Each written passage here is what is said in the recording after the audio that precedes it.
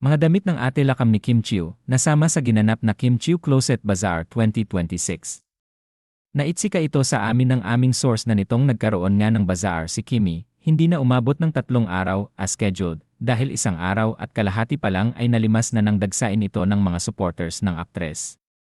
Sika pa sa amin ay halos bago pa ang pre-loved items ni Kim na isang beses lang nagamit mula sa sariling koleksyon na outfit of the day. Nakitang suot niya ang mga ito sa mga naging programa niya at posted din ito sa kanyang Instagram account. Nakitang suot niya ang mga ito sa mga naging programa niya at posted din ito sa kanyang Instagram account. Chika ng aming source, bakit may damit si Lakam na nasama? Kaya may buyer na pumakyaw ng mga damit ng ate ni Kim tapos isinauli kay Lakam. Di ba nakakatawa? Wala namang binanggit kung mga supporters ng aktres ang pumakyaw sa mga damit ni Lakam. Hindi raw kasi size ni Kim. Parang namukhaan na damit ni Lakam daw, say ng aming source. Baka noong nagplano si Kim na magkaroon ng Kim Chiu Closet Bazaar 2026 ay bati pa sila ng ate Lakam niya at nagsabi ito na isama rin ang ibang gamit niya na hindi na rin ginagamit.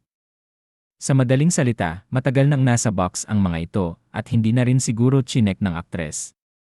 Anyway, balitang iniurong na ni Kim ang kasong qualified theft sa ate Lakam niya na isinampa niya noong December 2, 2025 sa Office of the Assistant City Prosecutor sa Quezon City. Pero hindi pa rin ayos ang magkapatid, sabi ng aming source. Di totoong okay na sila.